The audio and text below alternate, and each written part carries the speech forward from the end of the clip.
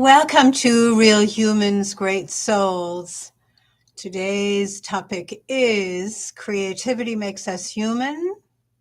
Question mark or exclamation mark or so many ways of seeing creativity. So that I thought some silly creativity befits the topic. So I got my silly hairdo here. It's a creation. It's a fashion creation of today's podcast, for today's podcast. So, creativity is, of course, to me, a very, very important topic. The good, the bad, and the ugly, all of which is only possible because of human creativity.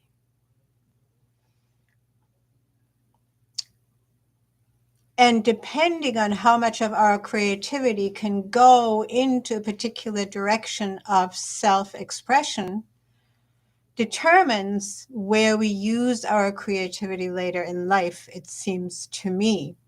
So our schools can either stifle creativity and just enforce repetition and following directions and obtaining a routine behavior that always follows orders. And even without orders, will follow that pattern throughout life. Or schools can encourage creativity and create creative thinkers, creative artists, creative community leaders, collaborators. And that in turn will then create what the culture of the nation is like, depending on this learning system, whether it's in an official school or whether it's in times back in a home setting and a nation setting, etc., where a particular behavior is created by either allowing for creativity more or less. But for a minute, let's talk about the origins of the word creativity. And of course, in the Western world, we derive everything from the Greeks, even though our Western culture goes back to the Sumerians and the Old Chinese. But we like to see our cultural definitions, our cultural features originating from the Greeks and the Romans, right? We like to think that that is where we started creating a particular language, a particular social system, a particular organization of our lives in those arenas. I think, though, more and more our awareness, because of the interwebs and because of the communication possibilities around the globe now, we are realizing more and more that, of course, creativity is a human feature wherever you are. Very contrary to this thing that I just came across on Google, no less, that the perception supposedly is that Christians invented creativity, or that creativity is linked to this concept. Now, I, of course, refute that vehemently and will say that inherently what makes us humans is the ability to create. Now, what do I mean by that? Everything we do, when it doesn't follow just instinct and recreation as per the animal kingdom, which I can't even see any human being ever managing to do, to just, we call it vegetate or to,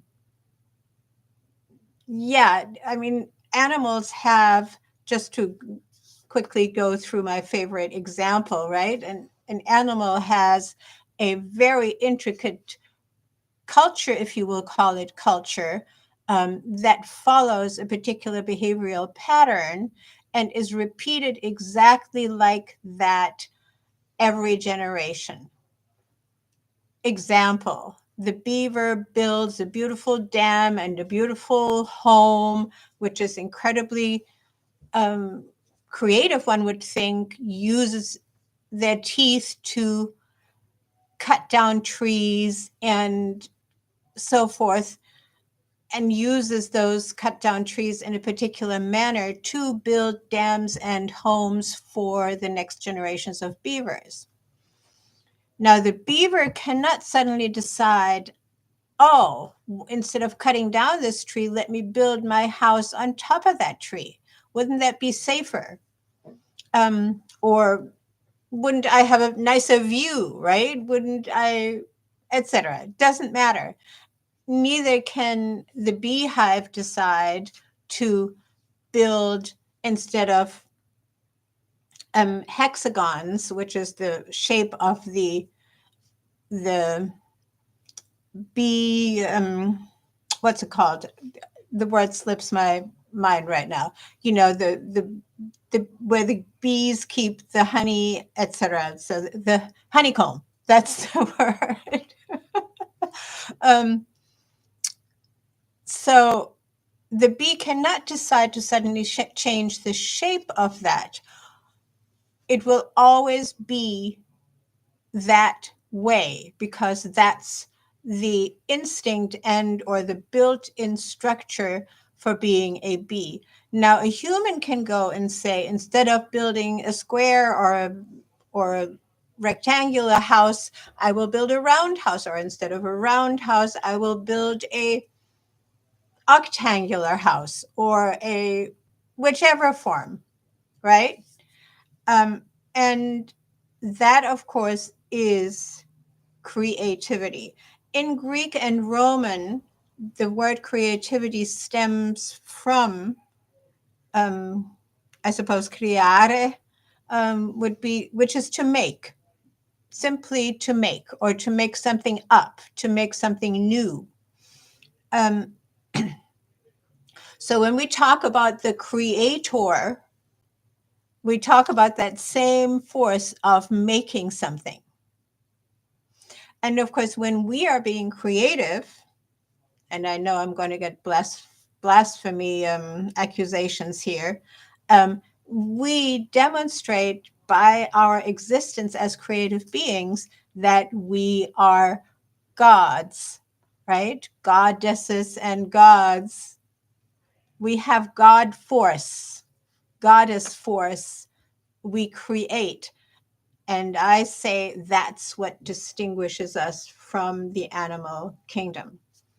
Others say, I was just hearing Sadhguru saying, what makes us humans is that we have possibilities.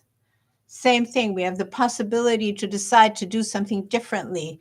We create it differently. We create a plan. We create a thought in our imagination, which in and of itself is creative, right?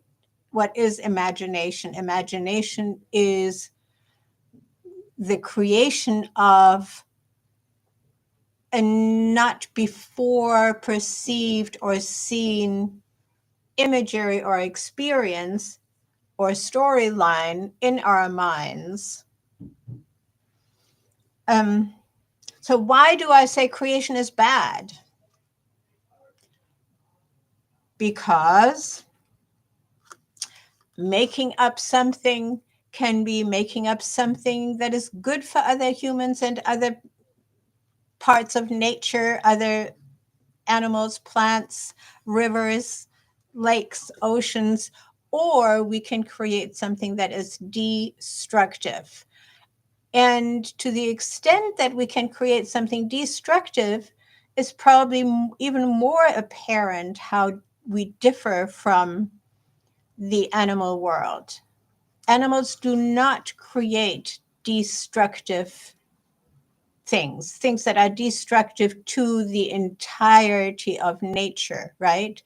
Like creating poisons, like cutting down too many trees so that we get desertification, that we get desert landscapes.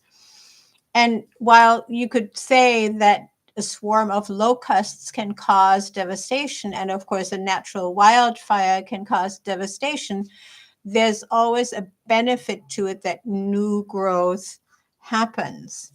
Now, when we, on the other hand, create an atomic bomb, a nuclear weapon, that, yeah, you could say, well, in a few thousand years, there will be growth again there too. And surprise, surprise, nature has reclaimed the places where nuclear explosions have taken place, but we have not destroyed whole areas large enough that could not reclaim life in them, on them. So making up something new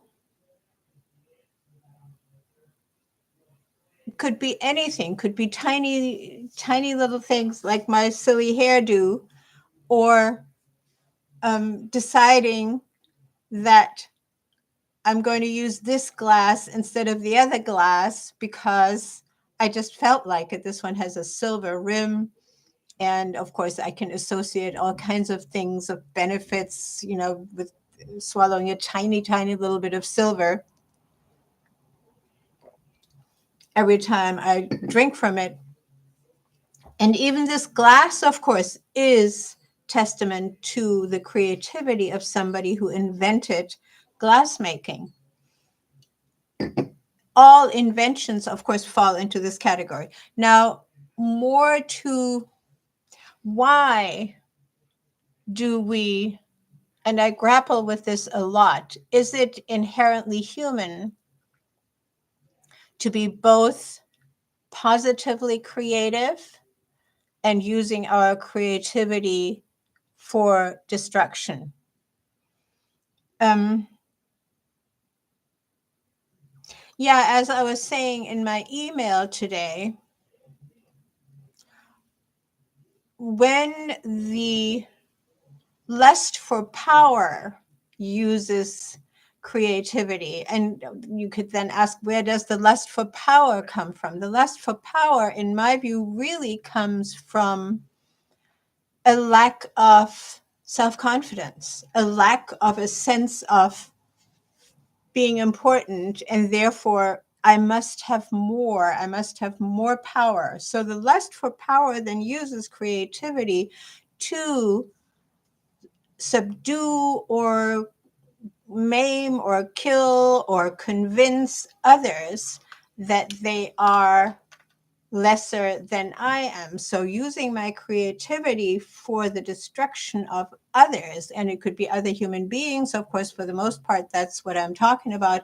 But with that comes the destruction of other entities of life on planet Earth, and that would be the animal kingdom, that would be the plant life, that would be so many things on the planet, of course, including the creations of others that then can be destructed, can be destroyed by my lust for power using creativity to destroy that. Okay, to give a few examples, creativity is necessary to create ways to, like I said, convince others. Let's start there. So what do I then invent? I invent language that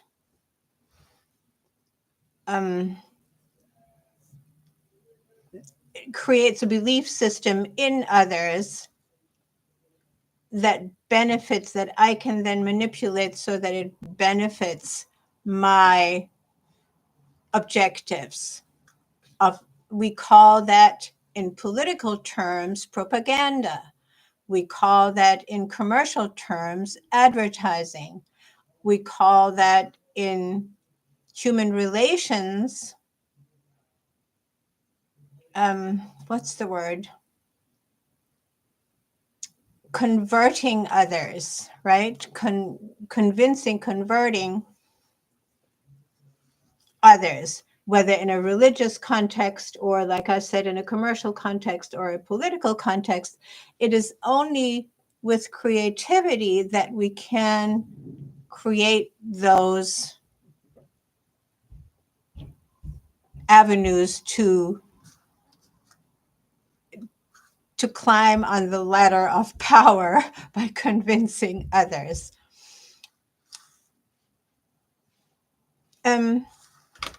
What do we use for our creativity? We use all the other uniquely human features. We use language, we use music, we use dance, we use structures, sculptures, if you will. We use architecture, we use film, we use stories, we use books, and all of it can be created just because we love beautiful environments and we love telling stories and or entertaining each other, or it can be used for a particular goal to mind control. I just came across this CIA guy who was talking about the actual experiments with mind control and the attempts at creating thoughts in other people by well, you know, we know this from the German history, right? The propaganda machine that everybody in the world learned from, and of course it wasn't Hitler's invention either. He learned from others before him how to mind control people by using language and creating images of enemies, images of dangers, creating fear. Again, creating, I'm using the word creating all the time because, of course, all of those notions are then inventions that actually manifest in the world as what we then see in wars being created, in terribly confining cultures being created by, again, the inventions of a few. Now,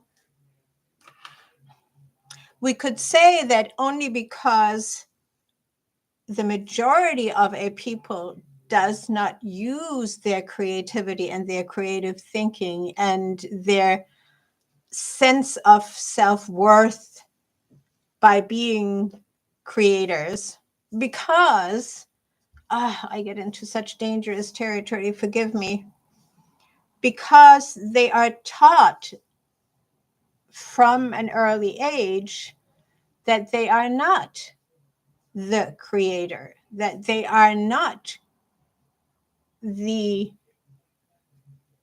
powerful beings to counter a authority, in quotation marks, to counter a instructor. And therefore, there's this susceptibility of the majority of the people to the propaganda imposed upon us. So I wanted to make clear that creativity is what makes us humans, but as far as I can see, for the last so many thousands of years, it has also been used by the few to manipulate and subdue the majority.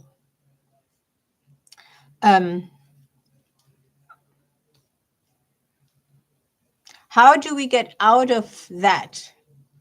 And it's actually very simple, by allowing more creativity in our children and children's children and in our learning systems, school systems, universities, setups, so that each human being gets more of a sense of self and more of a sense of their creative ability.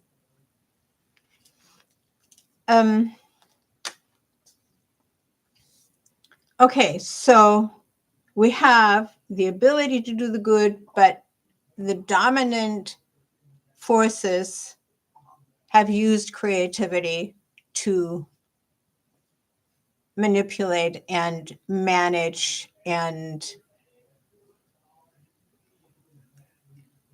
destroy the many in so many situations. Yeah, this morning I was going through these thoughts that over the last few hundred years, most wars were started by false flag events, by inventions, by an event that was created by the power that wanted the war, by the power that wanted to motivate their people to go to war.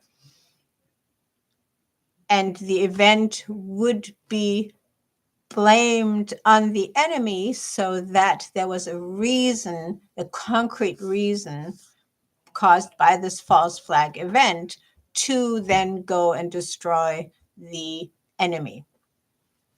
So creativity in the wrong hands, or in permitted by the many, that's really, I always come back to that. So when we don't use our creativity and our power to decide, which is another creative element, the possibility to choose is a creative notion, right?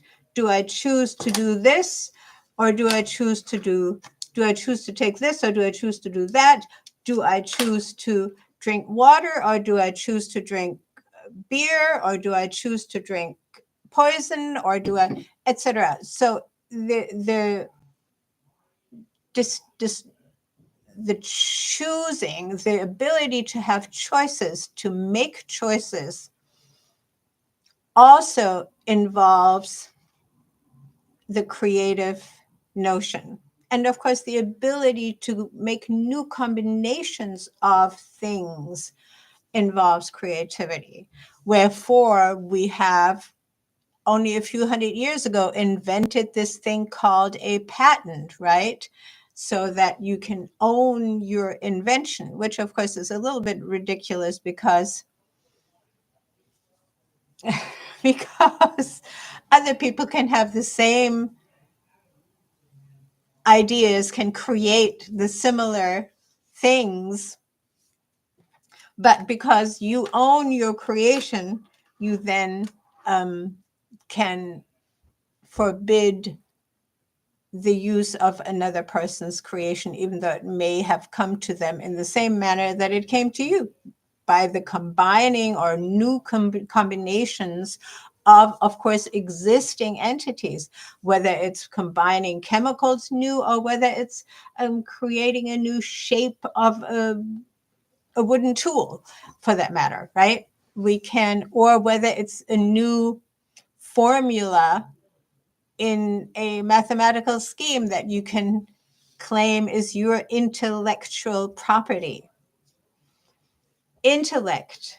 Without creativity, there could be no new invention. There could be nothing new, because making something always involves, okay, you can make something, and still every time the making in and of itself is a creation.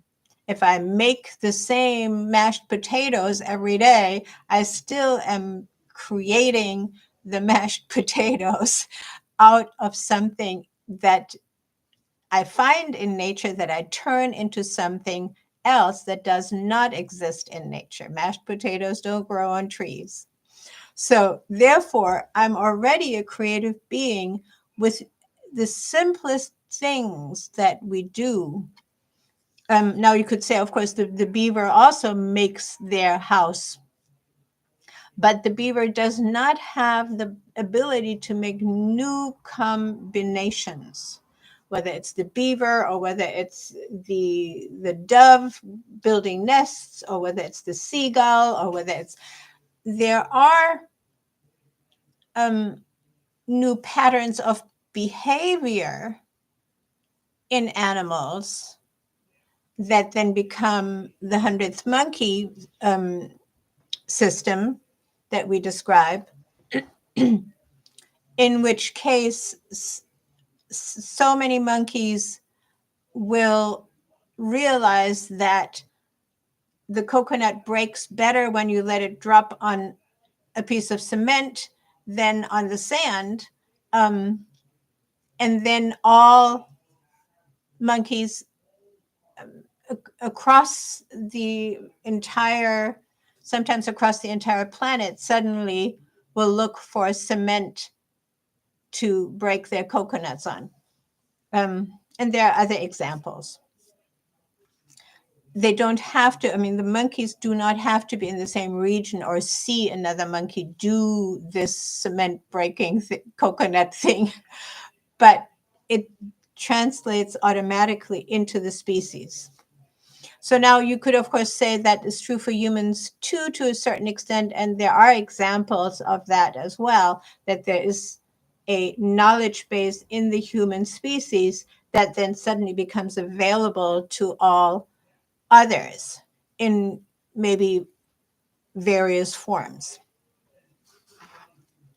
Nevertheless, when I sit down and write my notes for this podcast, I am creating thought patterns, I am creating word sentences, I am creating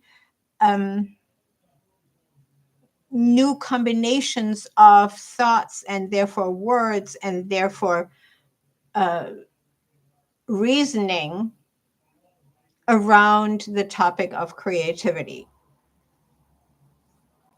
Creativity also then extends to our own selves, our own bodies, our own persona, our own outfits, our own makeup, our bodies, to the extent now that we have a body full of tattoos.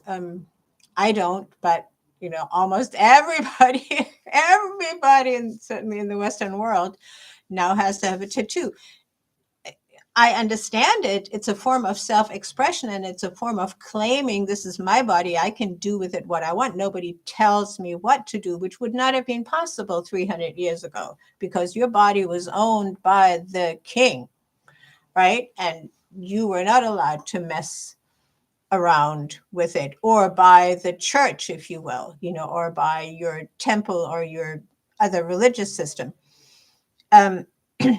So what else do we create with our body? We do facelifting. We do body part enhancements of all kinds, right?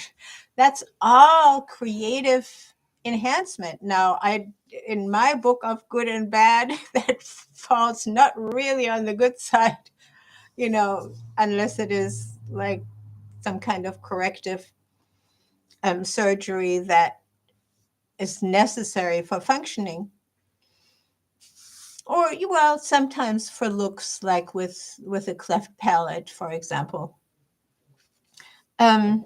So yes, we use creativity to alter our own appearance. We certainly create fashion. We certainly create, like I said, makeup, but we also create a persona, and that is quite an intricate combination of cultural influences, and then our individual, maybe sexual preferences, maybe hormonal balance, maybe leanings in terms of political leanings that influence the way we like to be seen, we like to be perceived. I sometimes wear jackets. Sometimes, one of my podcasts, I'm wearing a suit and tie, so to speak, because I'm talking about, what was I talking about? Patriarchy Hurts Men Too. That was the title. Yeah. So today in creativity, of course, whether I will cut a hole into my sweater and because I want that look or that perception on the outside world of who I am creating, in addition to abiding by cultural norms, I am also creating that which makes me very uniquely me, Johanna, by creating this persona. Now, Carl Jung, of course, says the persona is kind of the fake person that goes into the professional world, right? That behaves in a certain very composed manner. And again, composition is a creation, right? When we are composed, we are creating a particular behavioral pattern and appearance that is perceived in a particular way as we have designed, and it's intentional. I mean, some of it is automatic because we inherit and are taught by our parents and so forth, but some of it is intentional because we want to make sure that we express who we are.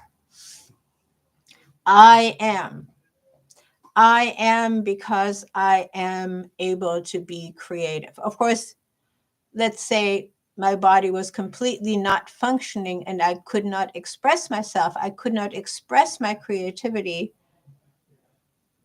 And still, having worked with severely impaired physical bodies around a human who's inside of that impaired human body, the human in that body still always desires to express a reaction. And with that creativity comes the ability to express joy, laughter, sadness, anger, disappointment, right? And it also, of course, that is the reaction, but it also means that we have the ability to attempt to create those feelings in another human.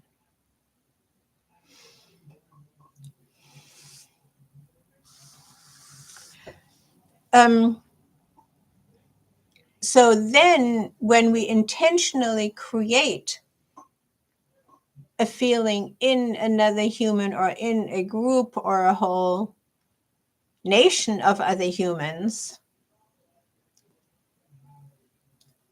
something comes with that creativity that I talk about a lot when I talk about freedom. Responsibility also comes with creativity. Because when I create something destructive, it is my responsibility. When I create something beautiful, it is my responsibility. It is I who bears the responsibility for that creation.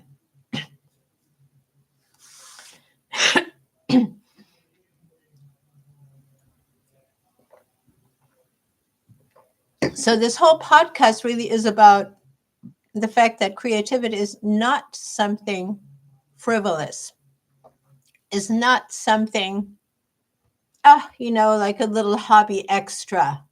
Oh yeah, let's do something creative and put a puzzle together.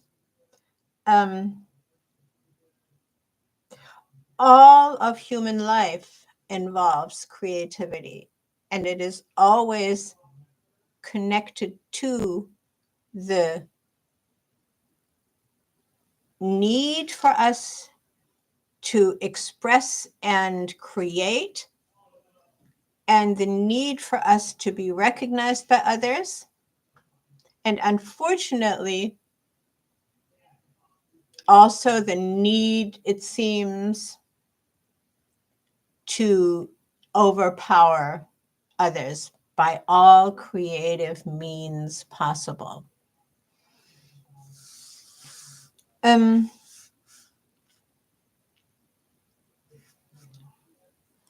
So is it then that all decision making is also creative? By the way, I forgot to say hi to Alex, Melissa, right?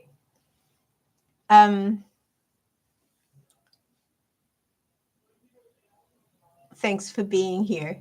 So how do we rein in that creativity so that it becomes something useful, joyful, and rendering others joyful, rather than being that destructive element that we need because we need to overpower others?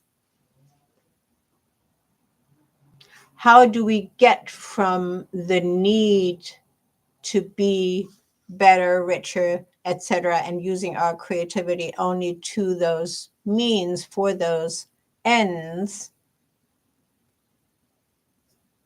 instead, however, use creativity for the enhancement of the group, the enhancement of the surroundings, the enhancement of the community, the enhancement of the world? Creativity and nature. Of course, you could theoretically perceive every form of human endeavor, every form of cutting down a tree and building a house, as something destructive to nature. And there's this balancing act, collaborating with nature, using natural materials to build something new, is not necessarily, or maybe not at all, destructive to nature, because it integrates into nature in a way that is not disturbing the overall flow of the natural life cycle. Then can we have technology? Then can we have bridges? Then can we have towers and boats and airplanes and cars? Isn't all of that destructive? I say no, not necessarily. We can create if our intention is not biggest profit at the expense of the many for the benefit of the few, but if our intention is for the enhancement of all, it becomes a completely different approach. And we realize that nature can be so much more plentiful for all when we allow for that thinking to switch, when we finally get to using our creativity not for destruction, not for competition, for having to be better, which always means that others have to be subdued, left behind, conquered, abused, exploited, so that somebody, the few, can be on top of the pyramid and the many will be at the bottom. But rather using our creativity not for destruction and competition, but for enhancement of myself and others. I recently have new clients who are teenagers who need to find their place in the world who are in danger of being self-destructive, again, using their creativity to destroy themselves because they have not found the outlet to the outside. So just today, I was sitting with a young girl working on her essay about a book and a movie and comparing the two, etc. And it's just so beautiful to see how when we get the opportunity as young people to use our creative thinking and expressing ourselves. Now, it would have been even better if it could have been more useful, this beautiful essay that she wrote, other than it's just going to go into her teacher's hands and then go into some garbage bin, right? But if we could allow young people to purposefully contribute with their creativity to the world around them, meaningfully contribute, there would not be the self-destructiveness and the destructiveness of others into which creativity goes if not allowed to be used in a positive manner. Now, many years ago, I was working in Los Angeles with also with teenagers with gang members who still really had the desire to make it through school somehow.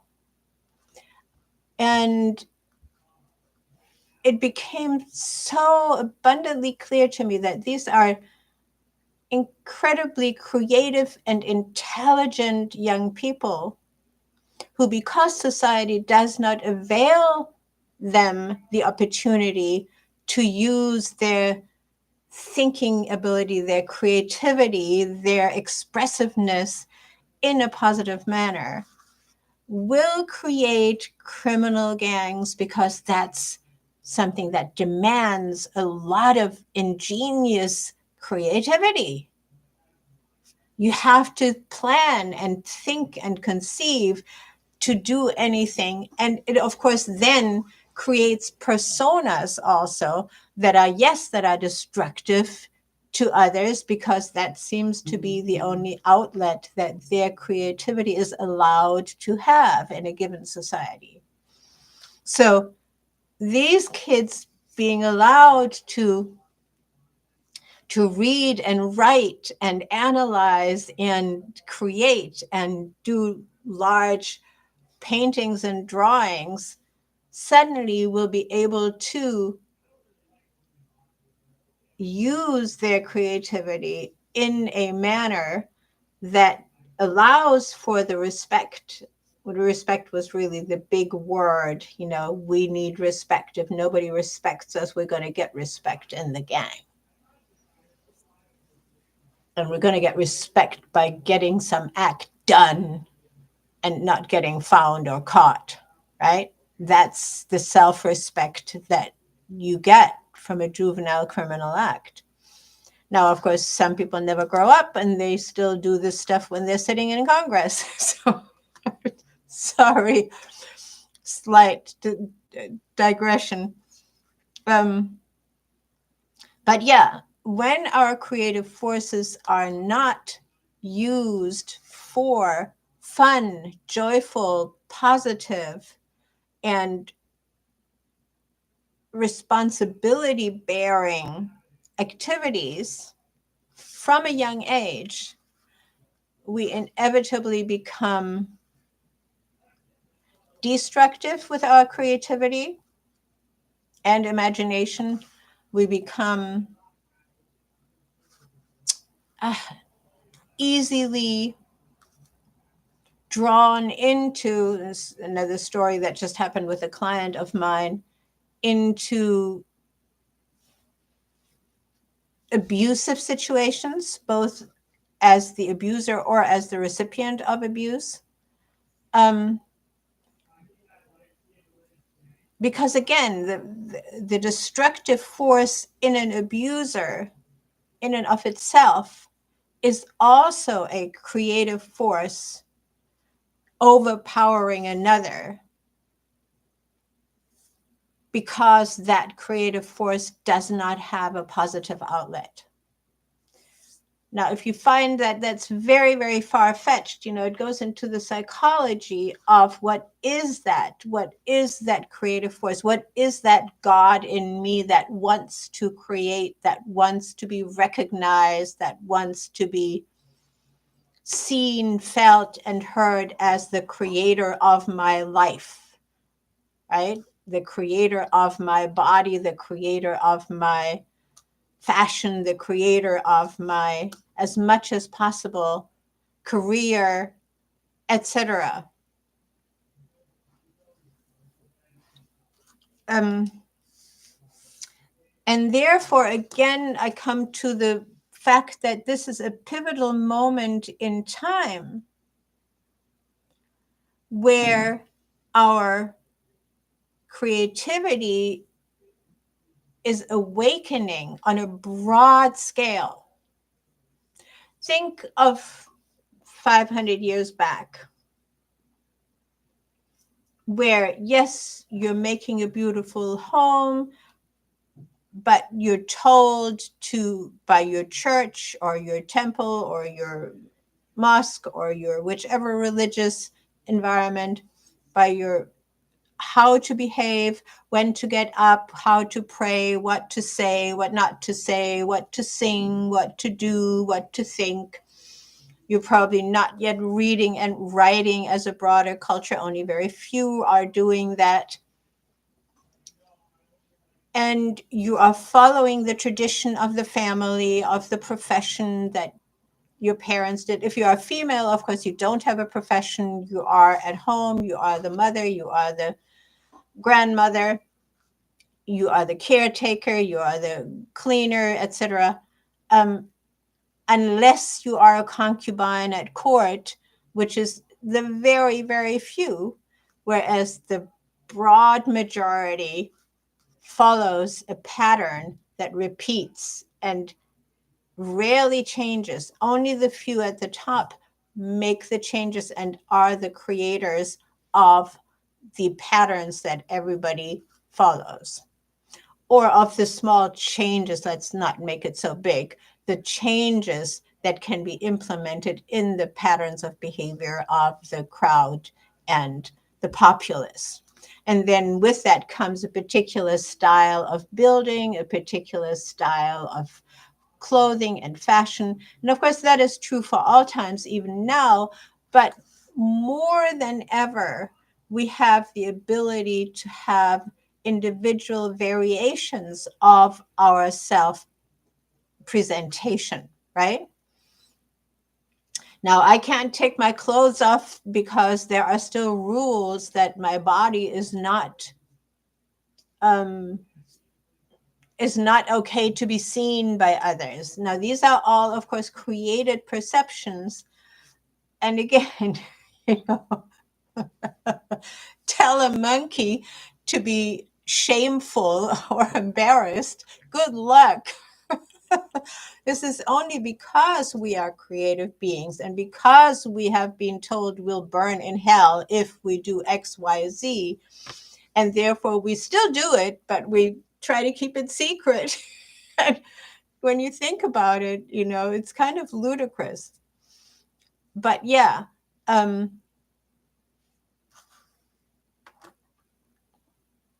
wrapping this up, and this is maybe a little short, but that's okay. Melissa, do you want to contribute? Do you want to ask a question that I can respond to in regards to creativity? I'm happy to do that. Or if anybody else is here right now who has something to contribute or to ask, I'm happy to respond. Otherwise, the greater picture for me is that now is the time we can truly decide whether we want to use this gift, this godliness of being a creator, and we all inherently are because we are human. Do we want to use this power, this ability, this incredible gift, this creator force for creating heaven, or what has been just defined as heaven on planet Earth, or do we want to create more hell on planet Earth? And it is us, it is we who do that creation. So more war and destruction and mayhem and torture of other humans and animals and life on the planet, or more flourishing, beautiful growth of community, of culture in a good way. I always like to give the example of a place called Sikhem in Egypt, where in the middle of the desert, people have created this incredible, lush, green, organic landscape farming, growing fruits and cottons and making things, and universities are there now and so forth. Incredible culture created in the desert. Only humans can do that. And they didn't have to cart in water. They actually allowed the earth to bring forth the water from underground again. Because, of course, there've long been stories or findings, geological findings, etc., that thousands and thousands of years ago, the Sahara Desert in Egypt and the northern African continent was a very lush and green landscape, and something happened and it became a desert. So that life force is there underground, and it just was literally brought back up, and now there are springs in the desert, and there's all this incredible green and growing and culture. So we can create that, or we can create war and suffering. And I want to have this podcast as my message to you all. Please let us create more heaven on planet Earth than hell. We can. We totally can. If only we say no to the fear mongering and to the, call of duty, not the game, the reality, but the game too. Who creates that kind of game creates inherently the people who then want to play it also in reality. Alex is saying, I got here late, but I am at college. Yes, you thought it was just natural to use your ability, so being creative will naturally manifest out of me. Exactly. It will naturally manifest in every time you decide what you want to wear today, every time you decide what you want to write about or which class you want to attend, etc. All of those involve your creativity because you make decisions. You consider, you think, if I do this, then this will happen, or if I do this, then that will happen. That's creative thinking. So you then decide and create your day, for example, right? Or you create your meal, or you create your, like I said, your outfit. All of those involve creativity. You create your relationship. Maybe you want to meet up and have a meal together with somebody. Maybe you want to have a discussion with a professor at the university or the college you're at, right?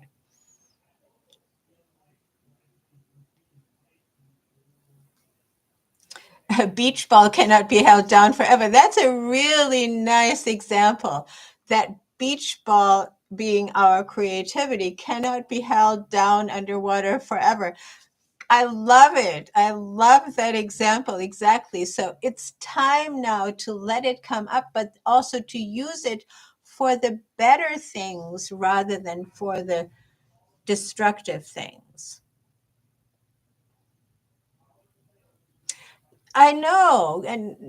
And Melissa is saying, I do not want to create evil.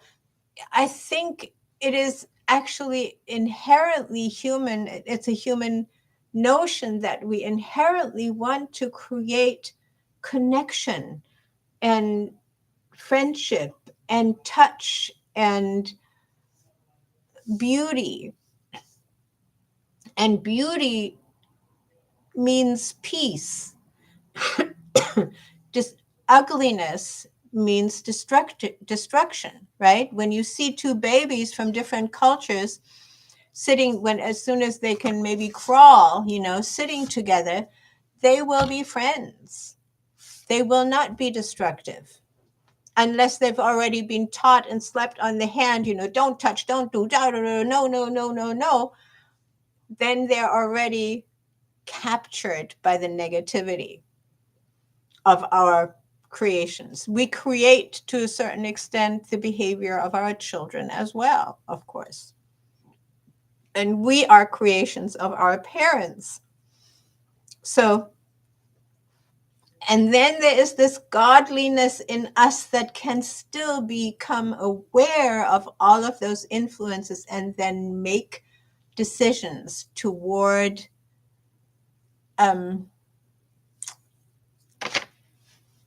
toward using our creativity for beauty. What is beauty, we can ask, right? Beauty is in the eye of the beholder.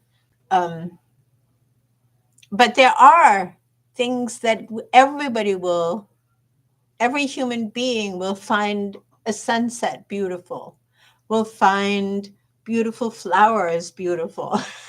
No, I doubled my word beautiful. But yeah, that's what we define as beauty, and everybody will rejoice and will have this physical, biological reaction to a sense of awe, to what beauty does to our mind and soul and heart. It actually also does it to our biology. And the same is true for creativity. Creativity does something to our biology.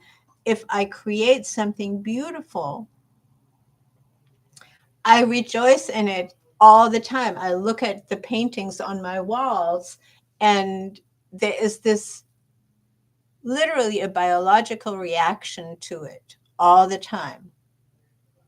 Now, when I look at a burnt out house, every time I look at it, there's something in me that jars, that is sad. Why are we not going and fixing that or rebuilding it or making something beautiful back out of it?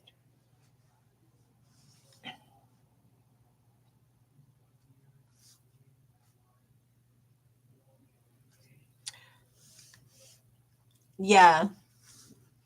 So Alex says, my mom told me recently to be like my father. Just be yourself. Your father was doing everything mathematical, but being transgender and moving forward on that is creative to me. Yes, that's what I said. We creativity also involves creating our own physical being and creating our own fashion, creating our own persona.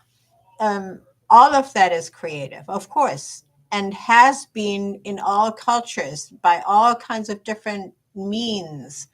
You see how various cultures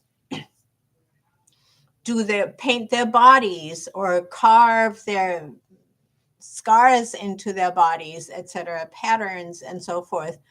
And it all comes from the same creative desire to be the creator of your own life, of every life.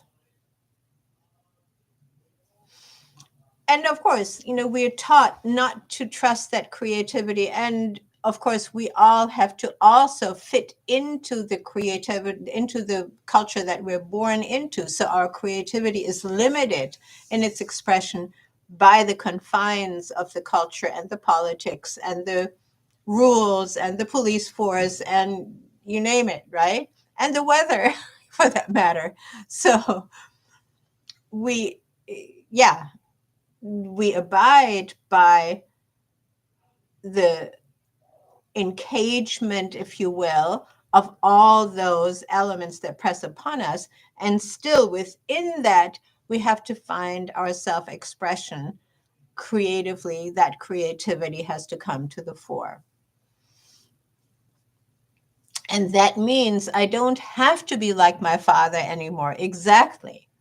Whereas 300 years ago, you probably wouldn't have gotten very far not being like your father, not going into the same profession, right? And you would have been an outcast dropping out of that tradition.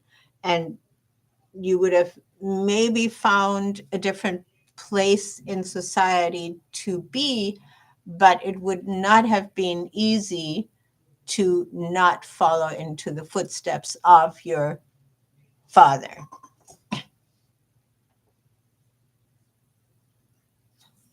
Yeah, but on the other hand, you could just be grateful, Alex, um, instead of saying I should have trusted myself younger, be grateful that now you have arrived at the self-confidence to say, this is me, this is who I am, this is who I am creating to be.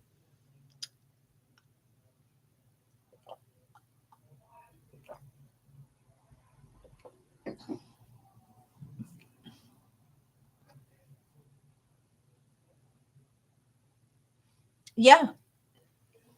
Just as rules and confinements drive us crazy in one way, when there are none, we are crazy too, because then we don't have anything to bounce against, to define ourselves with. So,